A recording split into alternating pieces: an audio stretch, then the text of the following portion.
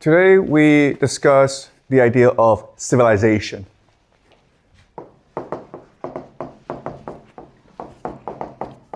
And first I want to present to you the general understanding of how we get civilization. Then I will present to you an alternative. Okay? So the traditional understanding is the Marxist understanding. This is the idea proposed by Karl Marx, and it's the dominant idea. So in the beginning, we were hunter-gatherers. And it sucked to be a hunter-gatherer because you could not find food. And then we discovered agriculture, farming. And that allowed for surplus food. Surplus just means that you have more food than you can eat. And so now you have people who don't have to work, okay, an elite. And as such, they can engage in activities that improve the well-being of everyone and which create the basis for civilization. These things include religion, okay, which is just myths and stories, but also arts, dance, music, songs, paintings. And then, of course, you have science and technology. And with these three things in place, now you can grow as a society. Okay? You can now build cities. Why? Because now you can have irrigation and farming. Okay? You can now direct the river flow so you can use more farmland. Okay? You can now have a hereditary elite. And so that these people can focus their entire time on innovation, on science, on progress. Okay? And then you have writing. Because only a hereditary elite has the time and the resources to learn how to write. Because remember, back then, writing is a very difficult activity. You have to spend your entire life learning it and practicing it. And then you have the idea of money and property. Okay? And together, these four things are what we refer to as civilization. Okay? Now, there are good things that come from civilization, religion, arts, and science, but there are also bad things as well, which include war, slavery, and debt. Okay? And that is a story of civilization that you are taught in school and that most mainstream academics understand. Today, I want to propose an alternative. And I think this is a much more compelling alternative than this one. And the idea is this. From the very beginning, we were religious, artistic, and capable of science. Okay? We do not need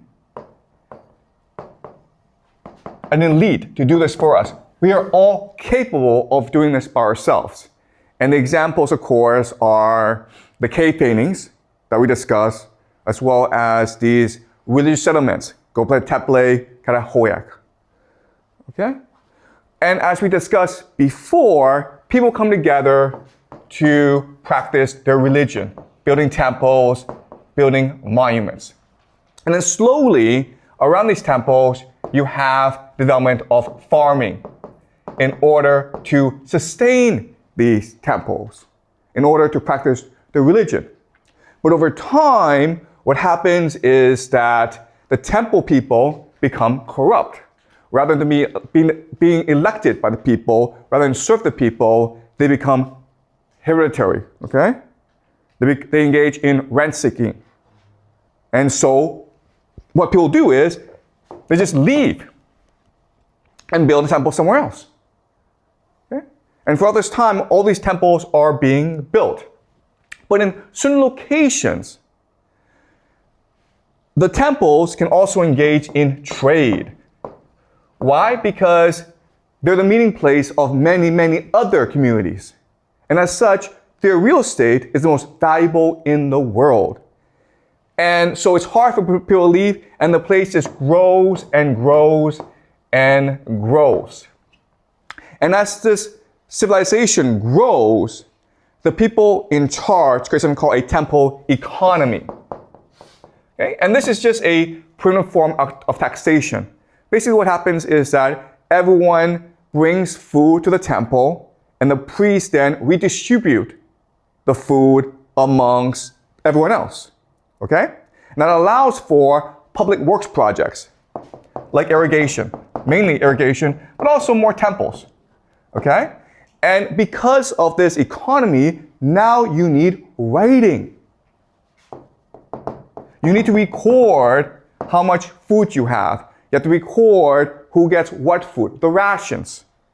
You also need to record trade, right? How much grain you're getting from here, how much cows you're giving to over there, okay?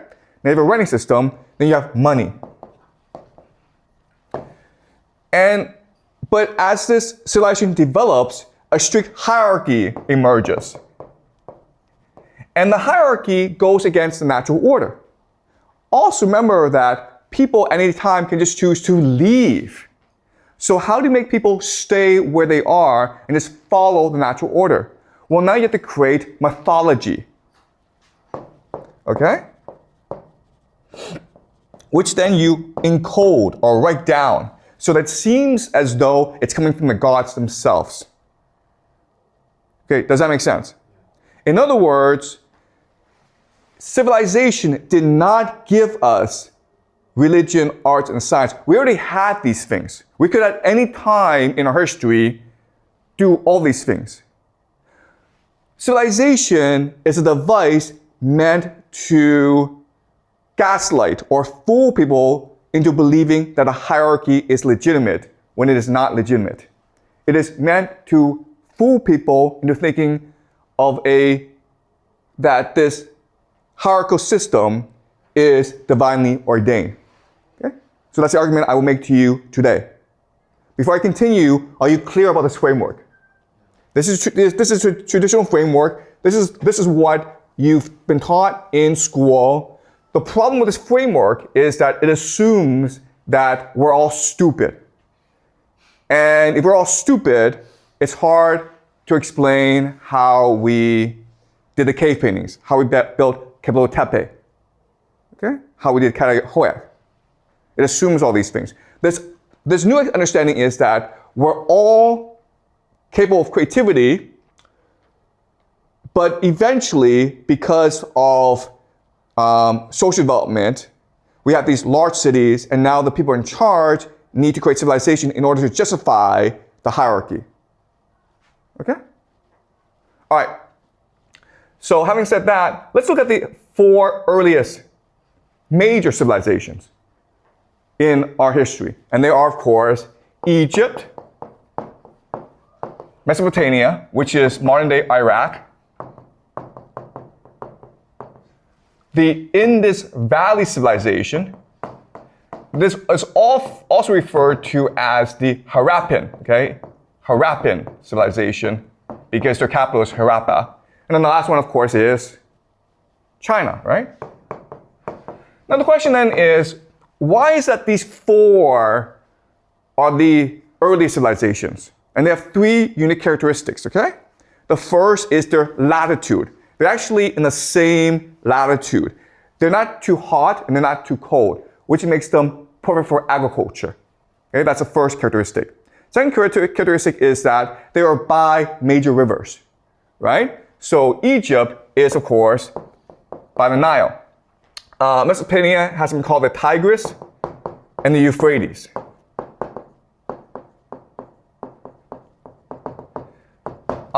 Indus Valley, of course, has the Indus River, and China has, of course, the Yellow River, okay? That's the second major characteristic. This allows for you to build a fairly large city, okay? Because now you can solve the water and transportation problem, okay? And also agriculture. And the last characteristic, which is the most important, is they're by the sea or they're by the ocean, which allows for them to engage in trade, okay? Transportation, bringing in new goods, new people, and new ideas. So Egypt has the Mediterranean as well as the Red Sea. Mesopotamia goes into the Arabian Sea, which goes into the Indian Ocean. And so the Indus is the same situation, okay? Goes in the Arabian Sea and then the Indian Ocean. China, of course, goes into the Pacific. All right?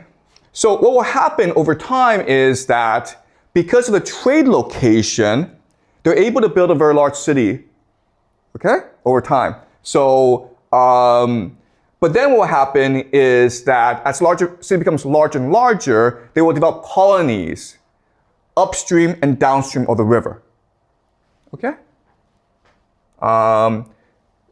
So they will build more colonies, and this is how you get civilization. Okay? You always have a major city, and as it becomes too big, you have other places in order to expand your trade reach. Okay? So the priority is trade. And as you can see, what's happening is that these areas are able to connect the entire world, right?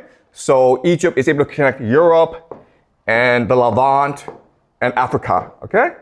Mesopotamia is able to connect Anatolia, Asia, Central Asia, and then Indus Valley is able to do the same thing, okay? China is a special case because of the Himalayas. So there is trade actually between China and these other parts, but not as much. And so China is a special case, and so that's why we don't discuss China in this class, okay? So these three places are what we collectively call Western civilization. So you may have thought that Western civilization is just Europe and America. That's not true. Okay, if you just look at the history, these places have always been in contact with each other. And collectively, they built the foundations for Western civilization. Let me ask you this question. Looking at this map, where is the most strategically located place? You guys know?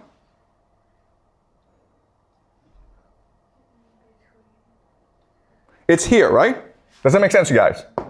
This is right in the center of global trade. And guess what? This place is where human civilization began. This place is what we call Sumeria, Sumer, okay? And this is where writing was invented, okay? And this is where a lot of trade happened. Because if you just look at this map, Sumeria is what connects everyone to everyone else, right? If you're in the Indus Valley civilization and you want to get through Egypt, you have to first transport your goods to Sumeria, which then overland takes it to Egypt. Same thing with Egypt, okay? Same thing if you want to reach everywhere else. Does that make sense? That's why Sumeria was the first major civilization, okay? And they invented writing, as well as irrigation, as well as a lot of technology. And there's been a lot of debate about Sumeria, because one thing that puzzles scholars and historians is the language the Sumerians speak is not the same as the surrounding areas, okay? So that's why a lot of historians believe that the people in Sumeria came from somewhere else. And that may be true. Why? Because this is the major trade route, right? And it's possible that what happened was that different people came together in this area to trade, and they formed their own language. That is possible. Okay? Also, scholars have been surprised or amazed at the rapid development of Sumeria. And that's why, okay, I don't know why, but there are some people on the internet who believe that aliens came to Sumeria and created humans. Okay? These aliens are called the Anunnaki. And it's a really stupid idea. And what you learn in this class is that if you put humans together and they need to do something, they will do it very well. Okay? Does that make sense? Okay? Necessity is the mother of creativity. It's because they have to come together to trade, to interact, that they create their own writing system. Okay, so if I were to take different people from the world and just dump them on an island, you guys would really quickly be able to develop your own language, your own writing system, your own civilization. Because again, necessity is the mother of invention. All right? All right, so that's the general framework we're working with. Any questions before I continue? Okay, good. All right, so let's do the PPT.